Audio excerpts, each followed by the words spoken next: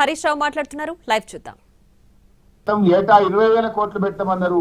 ఇవాళ మూడో బడ్జెట్ అయిపోయిన తర్వాత కూడా బీసీలకు సప్లాన్ పెట్టింది లేదు. బీసీలకు మొండి చేయి చూపించారు. ఎస్సీ ఎస్టీలకు మొండి చేయి, అగ్రవర్ణ పేదలకు, బ్రాహ్మణులకు, వైశ్యులకు మొండి చేయి, మైనార్టీలకు మొండి చేయి, ఇవాళ ఆశా అంగన్వాడీ వర్కర్లకు, చిరు ఉద్యోగులకు మొండి చేయి, మైనార్టీలకు మొండి చేయి, మైనార్టీలకు సప్లాన్ అమలు చేస్తాం అని చెప్పారు. కానీ ఇలా మైనార్టీలకు కూడా ఈ బడ్జెట్ లో మొండి చేయి చూపించారు. ఈ బడ్జెట్ లో సకల జనులకు దక్కింది గుండు సున్నా. సున్నా తప్ప ఏమీ లేదంతా అంకెల గారిడి, మాటల గారిడి తప్ప వీళ్ళ బడ్జెట్ లో పేదల పట్ల నిజాయితీ లేదు, చిత్తశుద్ధి లేదు అనేటువంటిది అర్థమవుతా ఉంది. అప్పు మాత్రం దండిగా చేసిండ్రు. 3 ఏళ్ళు నిండక ముందే 3.5 లక్షల కోట్ల అప్పు చేశామని చెప్పి వాళ్ళ లెక్కలు చెప్తా ఉన్నాయి. మరి 3.5 లక్షల కోట్ల అప్పులు చేసి ఏమైనా కట్టిండ్రా? బీఆర్ఎస్ పార్టీ ఓ సెక్రటరియట్ కట్టింది, ఓ అంబేద్కర్ కట్టింది, ఓ కాళేశ్వరం కట్టింది, ఓ మిషన్ భగీరథ కట్టింది, చెక్ డ్యాములు కట్టింది, చెరువులు కట్టింది. బీఆర్ఎస్ ఎంతో ఆస్తుల కల్పన చేసింది. మరి మీరు 3.5 లక్షల కోట్ల అప్పు తెచ్చి చేసింది ఏముంది?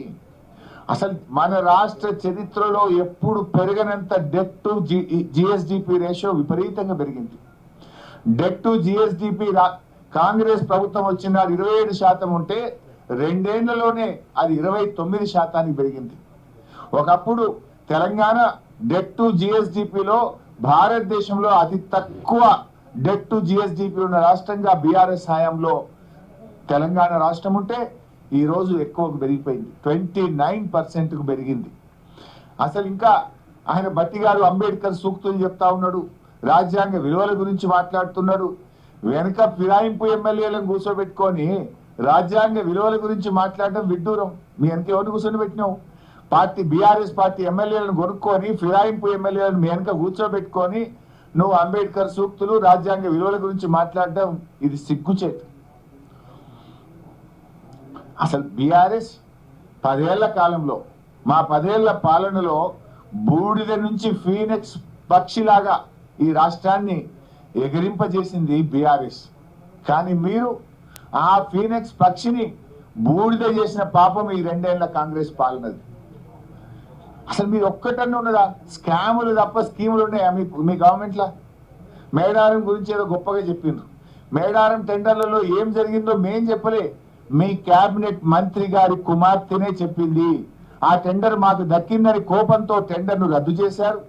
ఆ టెండర్ను ఆర్ఎండ్బి శాఖకి ఇచ్చి పొంగిలేటి గారు దక్కించుకున్నారు అని మీ కేబినెట్ మంత్రి బిడ్డే చెప్పింది కదా. మేడారం గురించి ఏమో చెప్తున్నారు. నాసి రకం పనులతో 4 రోజులకే మేడారం పనులు నేలపాలైనాయి. మేడారం పనుల మీద స్కామ్ జరిగింది. టెండర్ల మీద ఉన్న ప్రేమ మీకు పనుల మీద లేకుండా పోయింది. ఇలా గురుకులాల్లో తిండి పెట్టే దిక్కులేదు కానీ ఈయనేదో అంతర్జాతీయ ప్రమాణాలు ఆ స్కూల్ పెడతా, ఈ స్కూల్ పెడతా అని మాట్లాడుతుండ్రు. నీ పాలనలో 160 మంది పసిపిల్లలు, గురుకుల పిల్లలు ఇవాళ చనిపోయినటువంటి పరిస్థితి.